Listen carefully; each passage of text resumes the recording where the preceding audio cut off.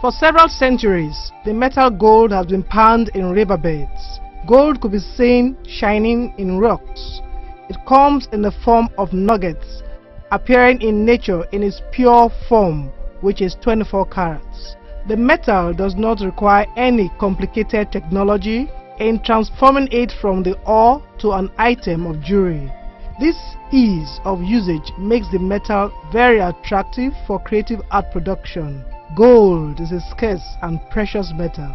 It appears in nature as a shiny yellow metal.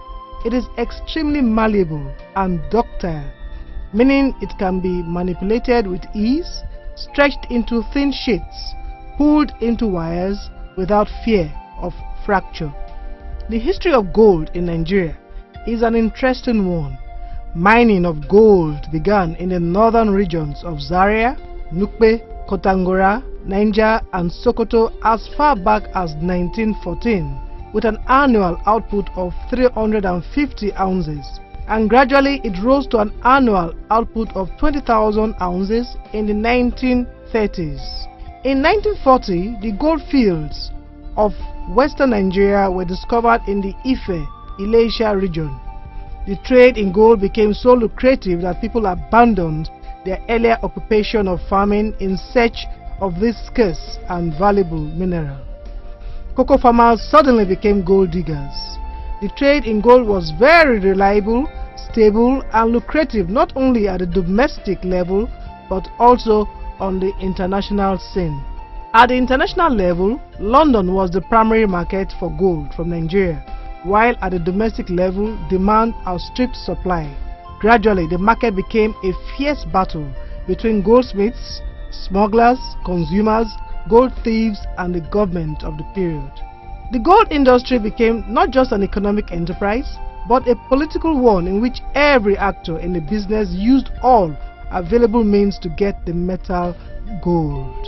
Like most crafts in Nigeria, the origin of goldsmithing is shrouded in obscurity. One school of thought claims that it was introduced by a man called Baba Kupa, the first goldsmith in Ibadan. He is believed to have come from Senegal, resided briefly in Abeokuta, and then later moved to Lagos. Another school of thought claims that the Ijebu people from Remo introduced the art to the people of Ibadan through a man called Alhaji Olukoga. Today, we have goldsmiths who work in many of our local communities, producing items of jewelry for both young and old, for women, for men, girls and children.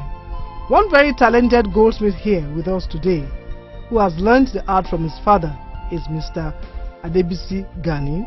Today, we will take you through the exciting processes of forming metals into items of body adornment.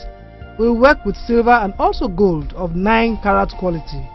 Gold is measured in carats, and we will be demonstrating how to make a set of earrings, that is, 2 earrings and a pendant. But before we begin, as usual, let us see the materials, tools and equipment used for this very vibrant art known as goldsmithing. Many of the tools used for goldsmithing can be sourced locally and are indeed done by blacksmiths called alagbe